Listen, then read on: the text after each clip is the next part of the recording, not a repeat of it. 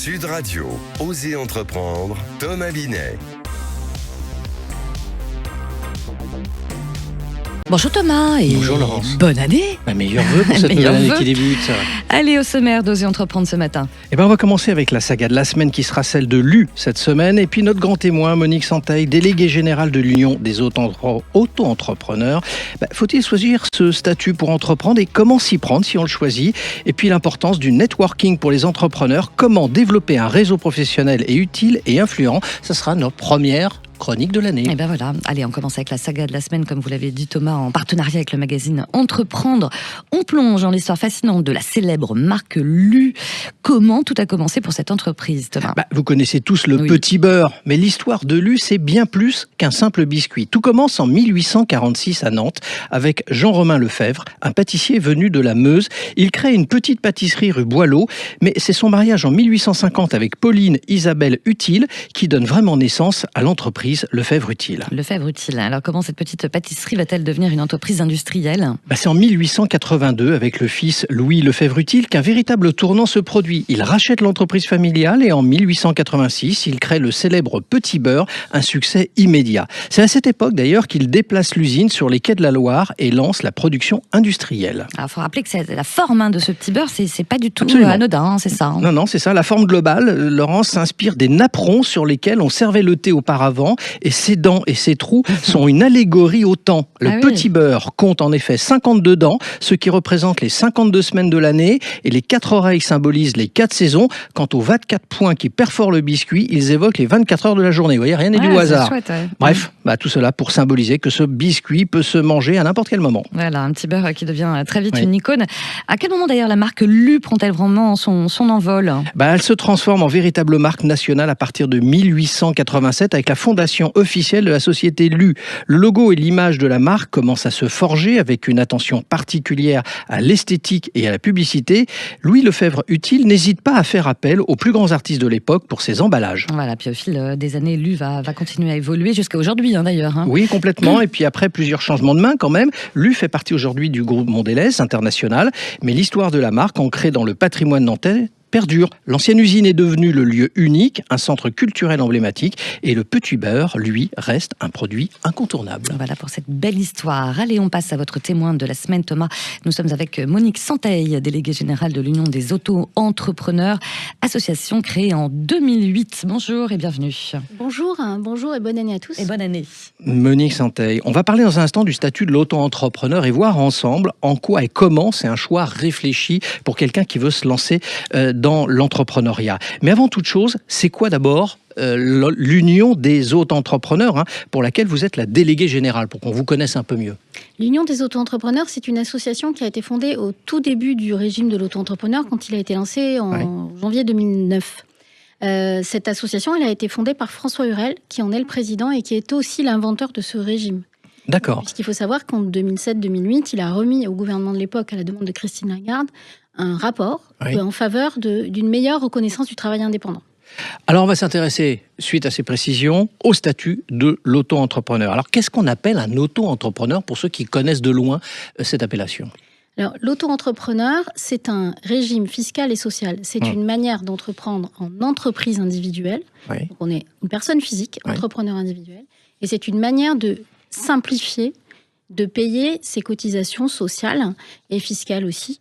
Mais c'est surtout une manière libérée, j'ai envie de dire, de créer son entreprise sans les complexités qui existaient et qui existent encore dans les autres statuts juridiques. Oui, parce que c'est vrai que c'est pas toujours simple de créer une entreprise style SARL, SAS, etc. Alors, on a les chiffres de 2023, on attend ceux de 2024. En 2023, il y a eu 1 051 476 entreprises créées, pour être précis. Il y en a quand même 60% qui sont des auto-entrepreneurs sur ce gros million. Oui, et c'est 2/3 en fait des entreprises créées le sont en auto-entrepreneur et ça suivra. On aura les chiffres bientôt, comme vous dites Thomas, mais ce sera sur le même rythme puisque c'est entre 3 000 et 3 500 immatriculations par jour qui ont eu lieu en 2024. Oui. Alors, regardons, parce que les chiffres sont intéressants et ça nous donne certains éléments de précision. 37% sont des femmes et 36% sont des jeunes de moins de 30 ans. On n'y pense pas forcément spontanément, donc ça veut dire que c'est assez quand même féminin, globalement, plus qu'on ne pouvait l'imaginer, et c'est surtout quand même qu'il y a quand même un bon tiers qui ont moins de 30 ans qui se lancent dedans. Alors, il y a beaucoup de jeunes, effectivement, des moins de 30 ans qui se lancent. Aujourd'hui, il faut dire qu'aussi, autour d'eux, depuis 15 ans, l'auto-entrepreneuriat fait partie de leur quotidien, dans leur famille, dans leurs amis. Enfin, c'est quelque chose qui est installé maintenant, en fait, dans le paysage, en tout cas familial. Nous, il n'est pas étranger que l'on voit 3 générations venir à l'auto-entrepreneuriat. Les grands-parents, les parents et puis les enfants. Alors, Monique Santaille, fut une époque, au tout début, vous l'avez relevé dans vos propos initiaux, c'était souvent un statut de complément, on faisait ça en plus de son travail. Aujourd'hui, c'est plus tout à fait ça, en fait. C'est devenu un vrai choix, on fait que ça, entre guillemets. En fait, le choix, et notamment vous avez parlé de la féminisation de cet entrepreneuriat grâce à l'auto-entrepreneuriat. Aujourd'hui, on atteint la parité, en fait. Quasiment 50% sont auto-entrepreneurs, sont des femmes. Donc, en fait, ça s'est beaucoup féminisé, notamment encore plus après le Covid. Alors oui, c'est un choix d'une autre manière d'exercer son travail, d'une meilleure flexibilité. On le voit dans la dernière étude que l'on a publiée, notamment sur l'auto-entrepreneuriat et les femmes, dans le cadre de notre observatoire qui est soutenu par la Fondation Leclerc-Mousquetaire, on étudie un petit peu, on analyse et on interroge ces publics d'auto-entrepreneurs. Et notamment chez les femmes, c'est un choix de flexibilité, de meilleure organisation de la vie pro et perso, et alors de travailler selon ses propres valeurs, de ne plus avoir de lien de subordination d'un employeur, et d'être libre de pouvoir porter ses initiatives, porter sa créativité, voir ce qui dans le monde peut être, dans la société, peut être résolu grâce à ses compétences, et ne pas hésiter à les mettre sur le marché.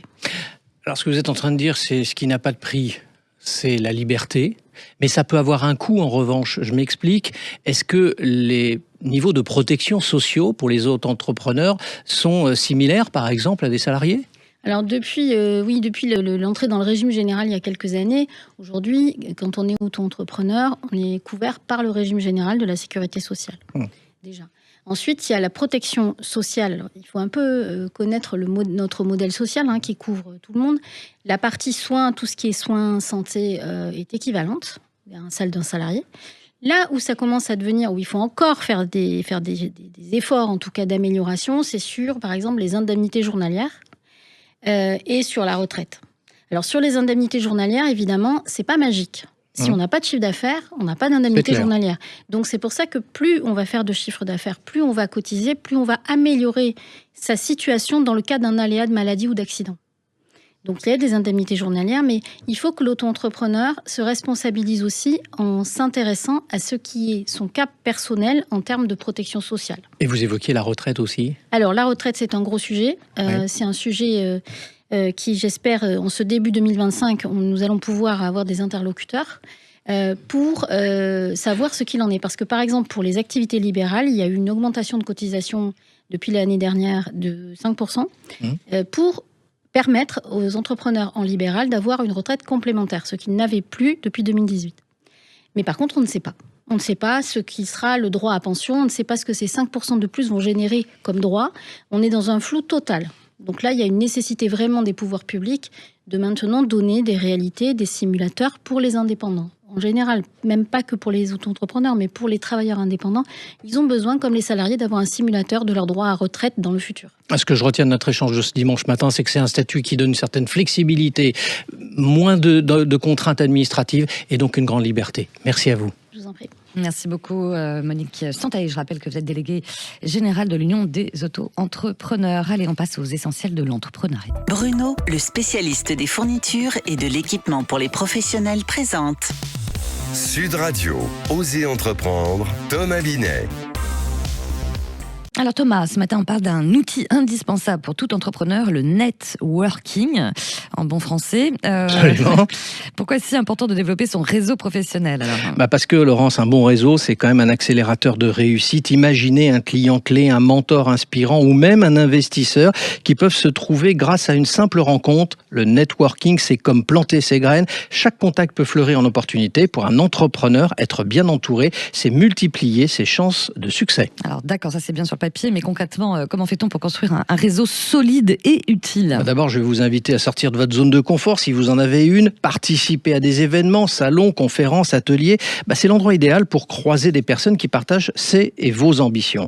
Ensuite, vous utilisez les outils en ligne comme LinkedIn qu'on cite souvent. Un profil soigné et des échanges réguliers peuvent faire des merveilles. Et puis enfin, n'oubliez pas d'être authentique. Intéressez-vous aux autres, offrez votre aide avant de demander quoi que ce soit. Un réseau, ça se construit dans le temps et dans la réciprocité. Ouais, sauf que voilà, pour tous ceux qui n'aiment pas trop forcément les rencontres sociales, est-ce qu'il y a des astuces alors ? Oui, il y en a quelques-unes. Si vous êtes introverti, commencez petit, rejoignez des groupes locaux ou des clubs d'entrepreneurs où les interactions sont plus simples. Privilégiez aussi les connexions en ligne où vous pouvez réfléchir avant de répondre. Et surtout, rappelez-vous que le networking, ce n'est pas vendre, c'est créer des relations durables. Durable. Merci beaucoup Thomas. Dans quelques instants sur Sud Radio, vous revenez avec Oser Investir et au programme ce matin. Investir en viager. On va voir ça. On va voir ça. Merci. Allez, à suivre dans quelques instants sur Sud Radio. Et tout de suite. Sud Radio, Oser entreprendre, Thomas Binet.